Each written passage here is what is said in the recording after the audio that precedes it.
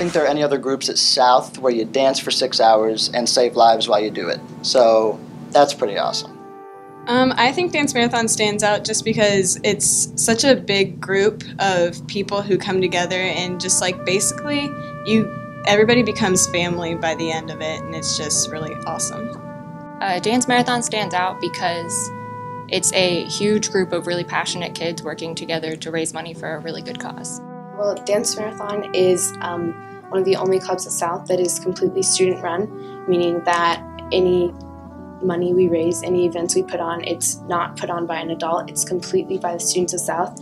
And throughout the year, we start out in about October, we throw a huge call-out meeting and we don't know who's going to show up, we have no idea, we just cross our fingers that people come. And then throughout the year, we encourage people to sign up and create an online fundraising page, and then it's up to them to spread the word about what Dance Marathon is and hopefully raise money there. And then within the exec council, we host a lot of fundraisers. We did like a concert earlier this year, in December, Red Hot for Riley, and we do a lot of food nights at Chipotle, ate like 8 burritos, it was awesome. But and then we stand on that stage April 12th and hold up those numbers, and no matter what they are, we're really proud of them. I just think Riley overall is just a really great environment to be in. It doesn't feel like you're in a hospital at all, despite being with doctors and nurses and all of that.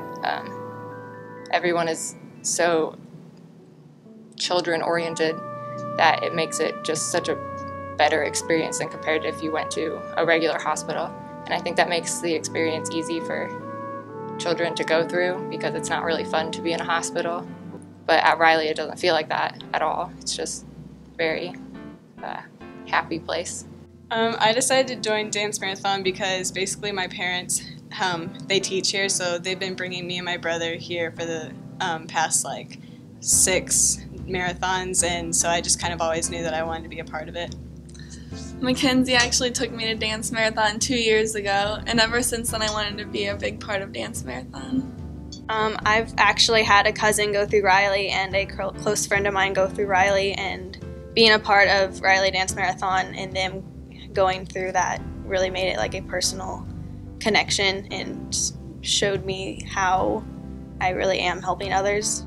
So I go to Riley because I have a very rare physical disability called Pompe disease, and it's a type of muscular dystrophy that weakens all of the muscles in my body. So things like climbing stairs or walking long distances or basically any physical activity is very difficult for me, and most of it I can't do without assistance. There isn't a cure for it, but there is a treatment, and I'm on that currently. And it's a very expensive drug because it's so rare, and the money that we raise through Riley is what's helping me get that and receive like all the money that I need for that. And it helps me with like my doctor appointments, which I have like 4 or 5 a year, plus the weekly or bi-weekly infusions that I have. I like being able to go there and know that the people at my school have been working really hard to help raise money for the kids to receive the treatment and care that they need. Our money, 100% of it goes directly to Riley, but it's then split up between equipment costs, and then also the child life service there is really important, but it's also very expensive. So a lot of our money goes to being able to hire those people and making sure that they are able to make those children as comfortable as you can in a children's hospital, which is pretty much an impossible job, so they do really good work there.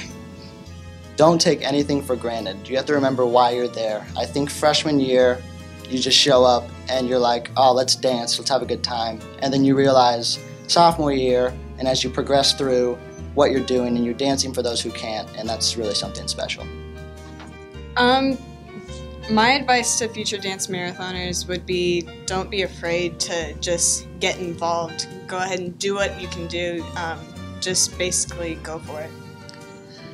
My advice to Dance Marathon members is to find a canning buddy, because you should not go canning alone. I think for the underclassmen, just don't get discouraged if you don't feel like you're having a part in this, because everyone has a part in this. I mean, we hold up that total. That's I think some people feel like that's just like the exec's work or whatever. That is everybody's work, and every single person who raises $1 or I don't know, a penny, that is important and that is helpful, and this money is all FTK and it's going to a good cause, so just raise money. The marathon is usually only 6 hours long, but this year we decided to extend it 3 more hours.